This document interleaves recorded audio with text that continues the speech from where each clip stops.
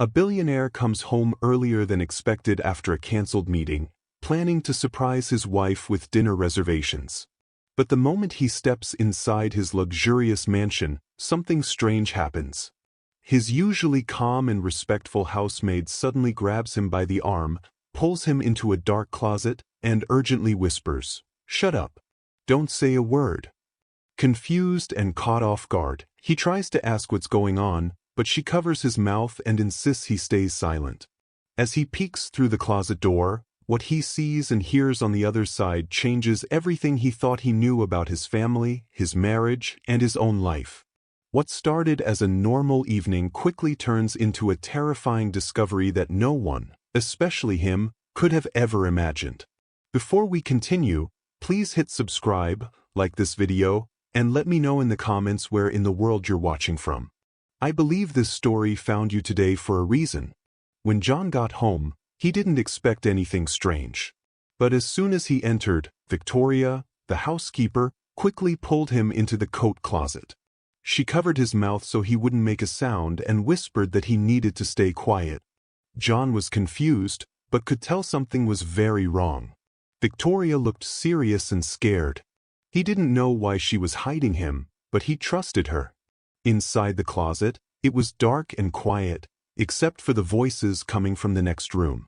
John looked through a small crack in the closet door. He saw his wife, Jessica, and his brother, Martins, standing together. They were laughing and holding glasses of champagne. It didn't make sense to him at first. He was supposed to be close to both of them. He felt shocked that they were celebrating without him.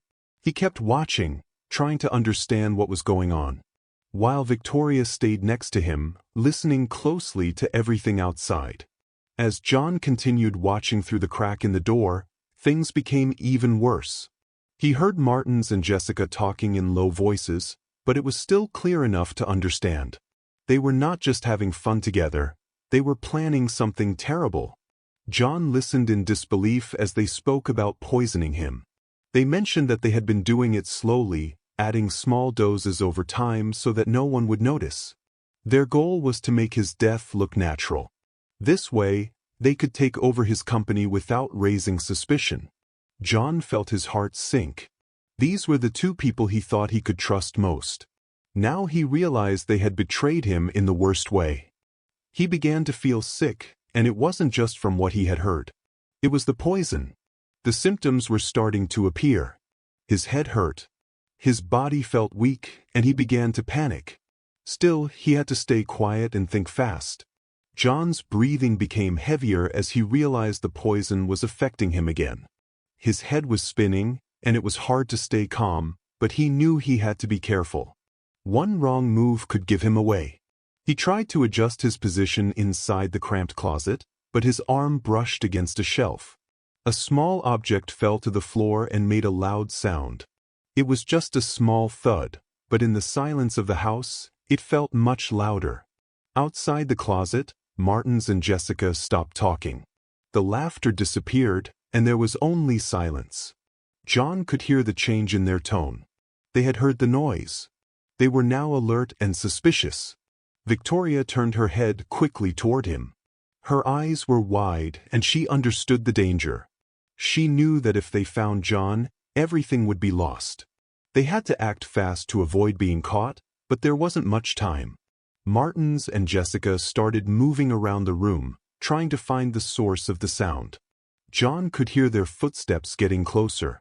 Victoria knew that if they opened the closet door, it would be over. She stayed calm and began thinking of what she could do. She needed to make a distraction, something strong enough to draw their attention away from the closet. She whispered to John to stay hidden and not move, no matter what. Then she quietly opened the closet door just a little, enough to slip out without being seen. John watched as she disappeared into the hallway. A few seconds later, a loud crash came from another part of the house. Martins and Jessica reacted quickly and went to check out the noise. The plan had worked. Victoria had given them something else to focus on. John stayed in the closet, his body shaking, still feeling the poison in his veins, but thankful for Victoria's quick thinking. Inside the closet, John tried to pull himself together. His hands were shaking and sweat ran down his face. He felt dizzy and weak, but he knew he needed to stay strong. Every second felt like forever as he waited, hoping that Martins and Jessica would stay distracted long enough for him to get away. He tried to control his breathing and stay alert. Victoria had risked a lot to help him, and he couldn't let that go to waste. He could still hear noise coming from another part of the house where the distraction had worked. But he didn't know how long that would last. He tried to think of a plan, but his mind was clouded by the effects of the poison. Still, one thing was clear. He had to get out of there soon. If he stayed too long, he might pass out. If Martins and Jessica returned before he escaped, they would surely finish what they started. As the minutes passed, John pushed himself to move. He carefully opened the closet door and stepped out, holding on to the wall to keep his balance. He looked around to make sure no one was nearby. The hallway was empty. Victoria had done her job. John didn't waste time. He walked slowly but with purpose, each step harder than the last. His legs felt weak, and he was afraid he might collapse. He moved through the house, avoiding the direction where he had heard Martins and Jessica go. He knew he needed help, and fast. He thought about calling someone or getting to a neighbor's house. He also knew he couldn't let them get away with what they had done. They had tried to kill him, and they had done it together. The betrayal hurt deeply, but right now, staying alive was all that mattered. He kept moving step by step, determined to survive. Victoria acted fast. She needed to make a noise loud enough to draw Martins and Jessica far away from the coat closet where John was still hiding. She ran to a hallway near the garage where several boxes were stacked against the wall. With one quick move, she kicked over the whole stack. The crash was loud and sudden, echoing through the house. It sounded like something heavy had fallen. She didn't wait to see their reaction. She hurried back toward the closet. From inside, John could hear the noise and the voices of Martins and Jessica changing direction. They were no longer near the closet. They were heading to the garage to see what had happened. As soon as Victoria saw they were out of sight, she opened the closet door and grabbed John by the arm. He was weak and confused, but understood they had to move now. Together, they moved quickly toward the service entrance, away from where Martins and Jessica were looking. Victoria and John moved fast but carefully. The house had security cameras in several places, and Victoria knew where they were. She had worked in the house long enough to learn their locations. They avoided the front entrance and passed by the laundry room quietly, staying close to the walls and out of view. Victoria guided John to a side door used by staff. It was a less visible exit and gave them a better chance to get out without being seen. John was struggling to walk. The poison in his system made his steps slow and unsteady, but Victoria helped him stay on his feet. When they finally made it outside, John turned toward his armored car parked nearby.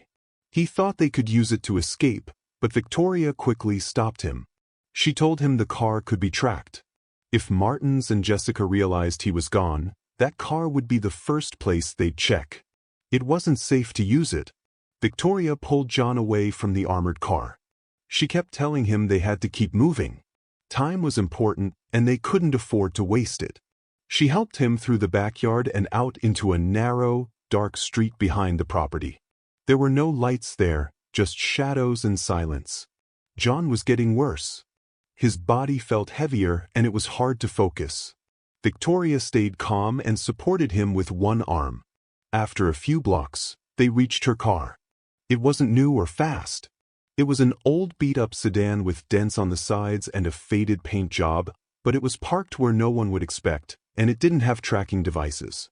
She helped John into the passenger seat and got behind the wheel. Without wasting a second, she started the car and drove off. The engine made a rough sound, but the car moved. As Victoria drove through the dark streets, John leaned back in his seat, struggling to stay conscious. His head hurt terribly, and his skin felt hot. "We can't go to a hospital," Victoria said, keeping her eyes on the road. "It's too dangerous. Martins and Jessica have too much control. They could pay off doctors or security. We need to stay hidden."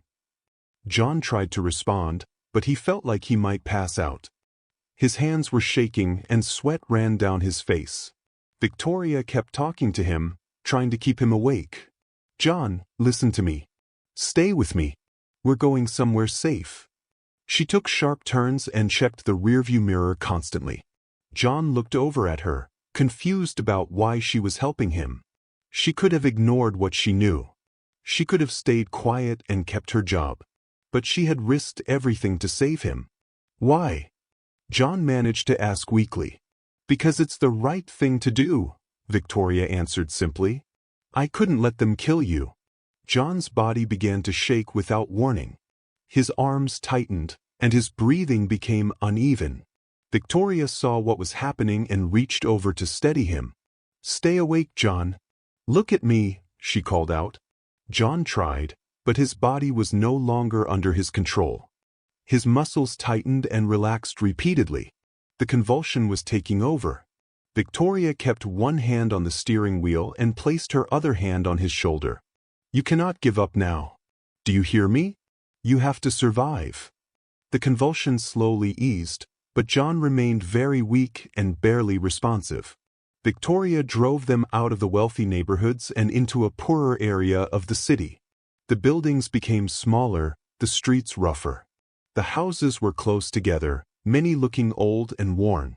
John barely noticed the change. He was in too much pain to care where they were going. Finally, Victoria stopped the car in front of a small, modest home located deep in a narrow alley. She turned off the engine and looked at John. He was barely conscious, his body limp. Victoria got out quickly and ran to his side. Opening the passenger door, she tried to lift him. It was difficult. John was tall and couldn't help at all. She wrapped his arm over her shoulder and pulled with all her strength. "Hold on," she told him, even though he couldn't respond. Slowly, Victoria managed to get him out of the car. A few neighbors stood outside, watching with curious looks. Victoria ignored them and focused only on getting John inside. Every step was a struggle.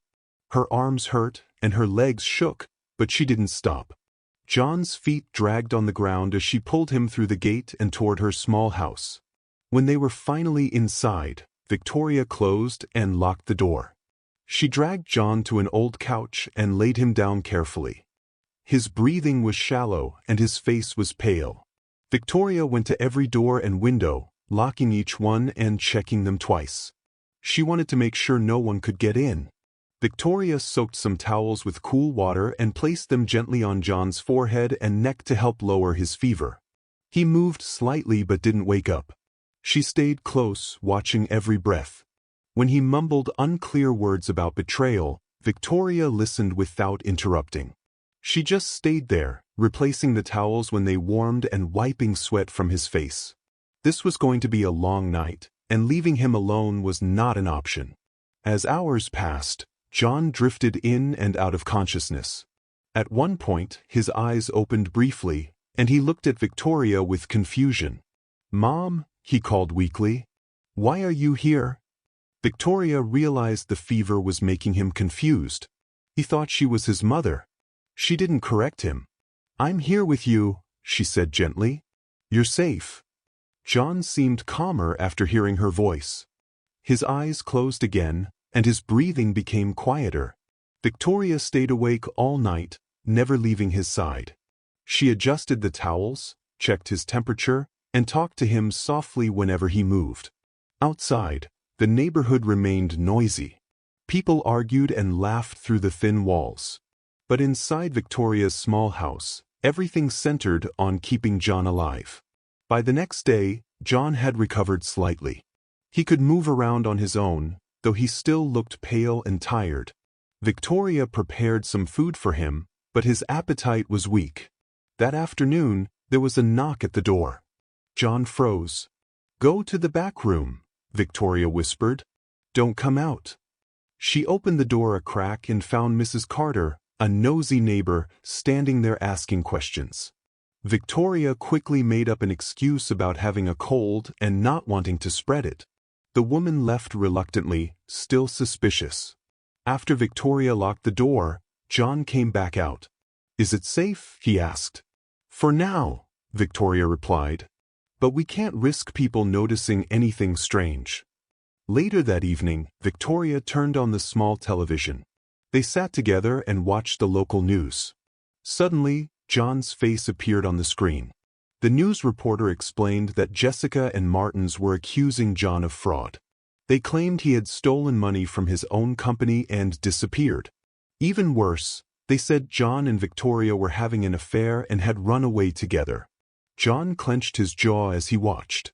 Victoria looked shocked. Jessica appeared on the screen, looking upset but composed. "John has been acting strangely," she told reporters. "We tried to help him, but he took important documents and disappeared. We just want him to come home and explain." Martin stood beside her, nodding seriously. "We hope John will return and clear this up. We're working with the authorities." John stared at the screen, speechless. Everything they were saying was a complete lie. But it didn't matter. The world believed them now. Victoria turned off the TV. "They're building a story against us," she said quietly. "They want everyone to see you as the villain." John nodded slowly. He knew this was just the beginning. Now it wasn't only about survival. It was about proving the truth. John sat quietly, trying to think.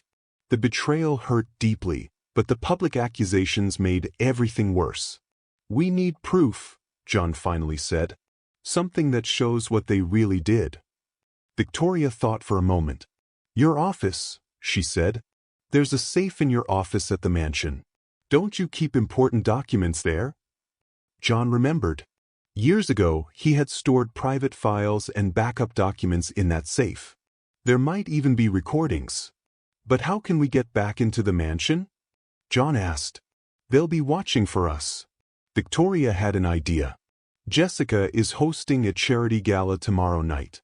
The house will be full of guests, music, and noise. Security will be focused on the event, not on empty rooms. It might be our only chance to slip in unnoticed." John listened carefully as Victoria explained the house's layout. She had worked there for years and remembered every room, hallway, and camera location. She knew which doors were usually unlocked and which ones had alarms. Together, they spent the evening planning every detail. Victoria drew a simple map from memory, showing where cameras and guards were positioned. They decided Victoria would go in wearing her old uniform to blend in with the staff. John would wait nearby with a phone that had a live microphone so he could hear everything. "If something goes wrong," John said, "we need a backup plan to escape quickly." Victoria nodded. "I'll be careful. We just need to get into the safe and get out without being seen." They reviewed the plan several times until every step was clear in their minds. The next evening, Victoria put on her old housekeeper uniform. She made sure every part looked perfect. She practiced walking the way she used to, with her back straight and eyes down. John handed her a small phone with a live microphone. "I'll be listening the whole time," he said. "Be careful." Victoria took a deep breath and left quietly. The mansion was busy with music and lights. Guests were arriving for the gala. Victoria approached from the back, staying out of sight. She found the broken basement window she had noticed weeks ago when she still worked there. She pushed it open and crawled inside. The basement was dark and full of old furniture. Victoria moved carefully, avoiding anything that might make noise. Upstairs, she passed through the kitchen and laundry room. Staff members moved around quickly, too busy to notice one more person in uniform. Victoria kept her head down and walked with purpose, just like the others. She reached the office door and punched in the security code. The lock clicked open. She stepped inside and closed the door behind her. Inside the office, everything looked just as Victoria remembered. She walked to the safe hidden behind a painting on the wall. She entered the code, and the door opened. Inside, she found exactly what they hoped for, a small vial with clear liquid and several medical files. Victoria looked at the papers closely. They were fake medical documents designed to make John's poisoning look like a natural illness. Victoria picked up the vial and documents and put them in her bag. Her hands were shaking, not from fear, but from knowing how close they were to proving the truth. Just as she turned to leave, she heard the office door opening. There was no time to run. Victoria quickly moved under the desk, pulling the chair in front of her to hide. From under the desk, Victoria saw two pairs of legs walk into the office. She recognized the voices immediately. Martin's and Jessica. They were laughing and talking casually, as if nothing was wrong. Victoria pressed the record button on her phone and kept it still. She stayed completely quiet and listened. "I'm so glad this is almost over," Jessica said. "Everything is working out perfectly." "It was easier than I thought," Martin's replied with a laugh. "No one suspects a thing." They spoke openly, not knowing anyone was listening.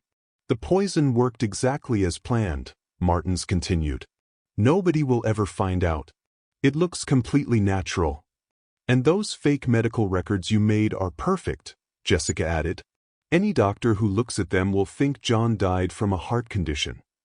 "Once the company is ours, we can finally stop pretending," Martin said. "No more playing the concerned brother. No more acting sad." They laughed together. Jessica complained about having to cry for the news cameras. "It was so hard to act heartbroken," she said. "But people believed every word." "People are easy to fool," Martins agreed.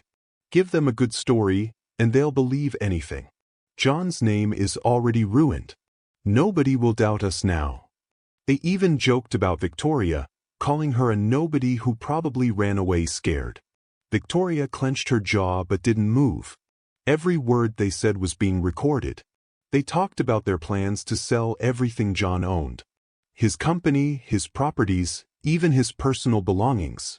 They discussed the places they wanted to travel once they had all the money. Victoria made sure the phone captured every detail. This was the proof they needed. After several minutes, Martins and Jessica finally left the office. Victoria waited until their voices faded completely before moving. Victoria crawled out from under the desk carefully. She checked the hallway through the small glass panel in the door. It was clear. She grabbed her bag with the vial and documents, stopped the recording, and slipped out of the office quietly. Victoria moved quickly back toward the basement, avoiding anyone who might recognize her. But as she turned a corner near the supply rooms, she came face to face with Mrs. Matthews, the head housekeeper. The woman's eyes widened in recognition. "You!" Mrs. Matthews gasped, opening her mouth to scream for help. Victoria didn't hesitate. She rushed forward and covered the woman's mouth, pushing her into a supply room and closing the door. Inside, Victoria acted quickly. Mrs. Matthews struggled, but Victoria was stronger. She used some cloth and supplies to tie the woman's hands and feet. "I'm sorry," Victoria whispered. "I don't want to hurt anyone, but I can't let you stop me."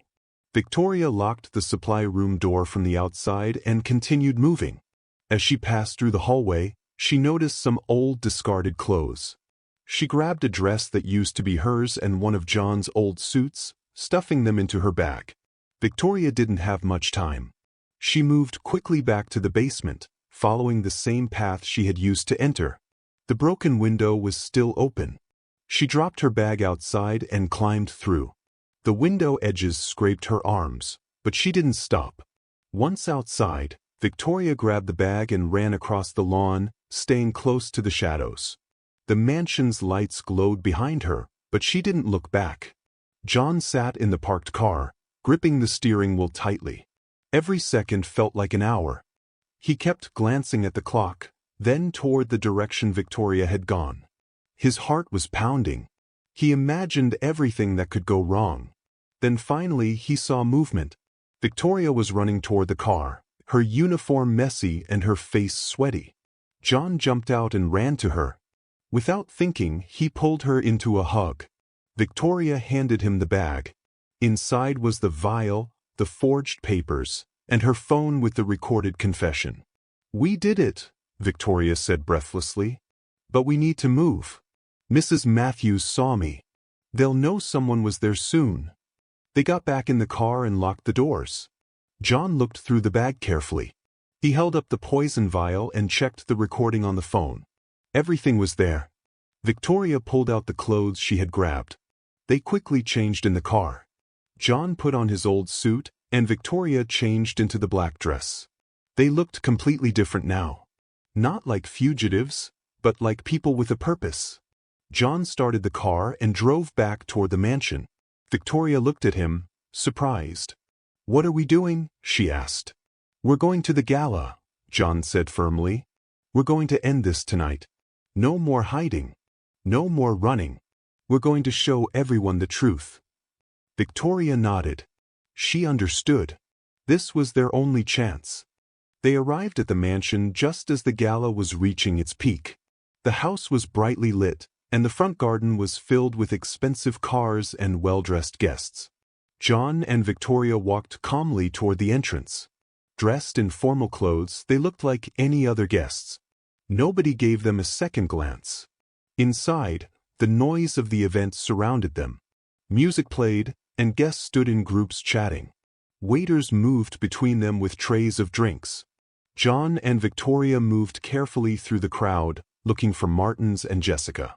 Victoria whispered that they would be near the front stage. As they got closer, they could see Martins talking to guests while Jessica stood beside him, smiling. John felt his heart pounding, but he stayed calm. He took a few more steps forward, then raised his voice above the noise. "Martins," he called out. At first, no one paid attention. Then he said the name again louder. Conversations stopped. The music faded. Everyone looked toward John. People began to recognize him. Whispers moved through the crowd. Martins and Jessica froze. Shock covered their faces. They didn't expect to see John alive, especially not here. John stood tall and clear. He held up the phone in one hand and the small vial in the other. "I have something everyone needs to hear," John said calmly but firmly. He explained that he had been poisoned. He said the people responsible were standing right in front of them. Then he played the recording. Martins and Jessica's voices filled the room. Their conversation, their jokes about the poison, their plan to take over the company, their lies about John's death looking natural, all of it was heard by everyone. The guests listened in shock. Some gasped. Others looked directly at Martins and Jessica with expressions of disbelief and anger. John held up the vial. "This is the poison they used on me. Small doses over time." He held up the documents. "These are fake medical records they created to cover their tracks." The recording continued playing. Martins and Jessica's laughter, their casual cruelty, their complete lack of remorse. It was all captured clearly. Martins tried to speak, but his words were weak. Jessica stepped forward, trying to deny it, but the recording was undeniable. John didn't shout. He didn't need to. The evidence spoke for itself. "They tried to kill me," John said clearly. "They framed Victoria, who saved my life. They lied to all of you. But now you know the truth." Guests began pulling out their phones, recording everything. Some demanded answers from Martins and Jessica. A well-known lawyer in the crowd stepped forward and took the phone and evidence from John. "This needs to go to the authorities immediately," the lawyer said. Jessica tried to leave, but guests blocked her way. Martins looked around, realizing no one was on his side anymore. The image they had created, the story they had told, was falling apart in front of everyone. Security guards moved toward Martins and Jessica, but this time not to protect them. Someone had already called the police. Within minutes, police sirens could be heard outside.